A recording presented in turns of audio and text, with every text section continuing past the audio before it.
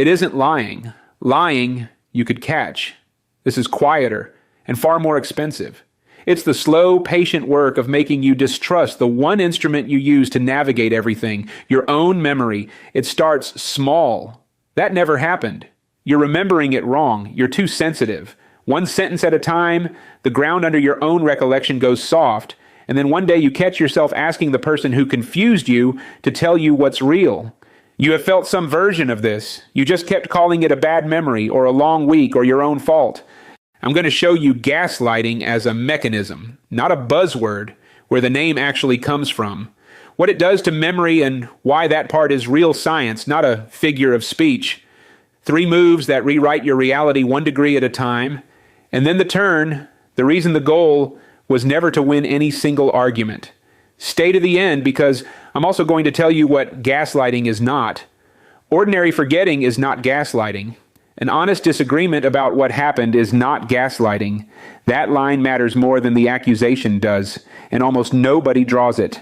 Start with the name because it carries the whole idea. It comes from a 1938 stage play, Gaslight, and the 1944 film it became. A husband dims the gas lamps in the house, then tells his wife she is imagining it. He moves objects, then calls her forgetful. His goal was never the lamps.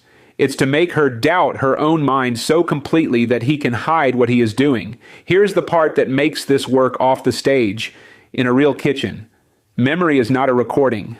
The psychologist Elizabeth Loftus spent decades showing that human memory is reconstructive, and that suggestion, introduced after the fact, can quietly rewrite what you believe you saw.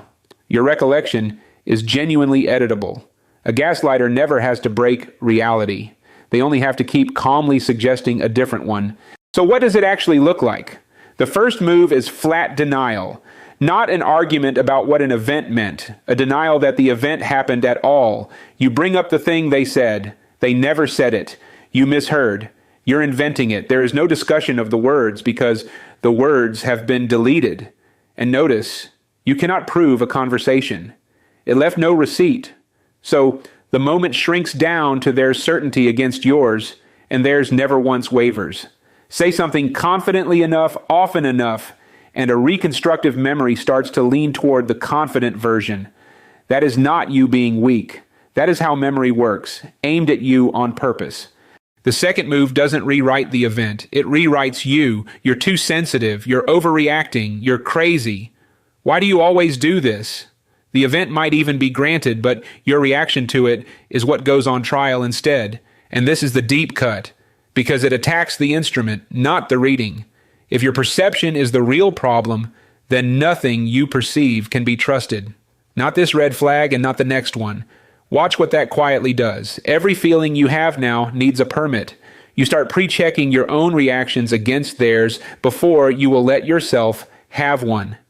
That is the tactic working exactly as designed. The third move is isolation, and it's the one that makes the first 2 permanent. Reality has a safeguard built in: other people.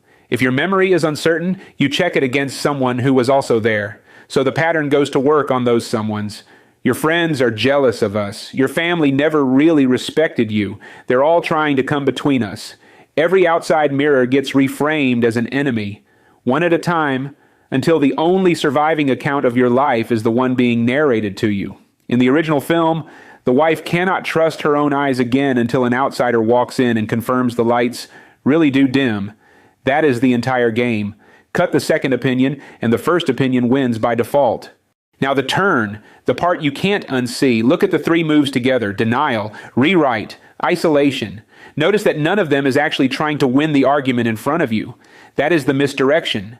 The argument was never the point. The point is what you are left holding after it, a memory you no longer trust, a reaction you now second guess, and no one left to check with. The confusion is not a side effect of the fight. The confusion is the finished product. Once you can't trust your own account of your own life, you need someone to tell you what is real.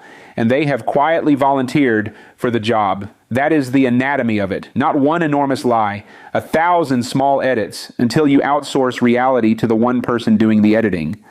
And now the part the internet skips. Gaslighting is not a clinical diagnosis. It is not in the manual. It's a name for a pattern of abuse, and lately it's been stretched so far that the researchers who study it are asking us to slow down.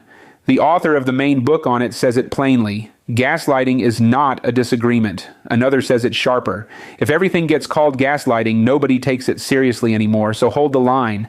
Someone remembering an event differently than you is not gaslighting. Someone honestly forgetting is not gaslighting. Someone who says sorry once you show them what they missed is not gaslighting.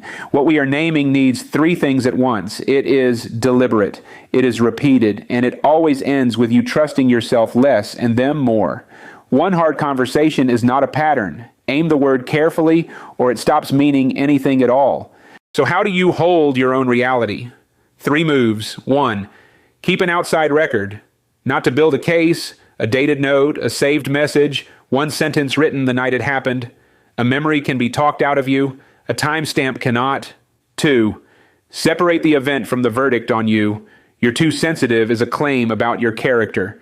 It is not an answer to what actually occurred. Answer the event and let the charge against your character fall to the floor unanswered. 3. Keep more than one mirror. The whole mechanism needs you to have no second opinion, so protect the people who are your second opinion. The voice that most wants you isolated is usually the one telling you who to cut off. And underneath all 3, trust the pattern, not the single moment. Any one incident can be explained away, a direction cannot.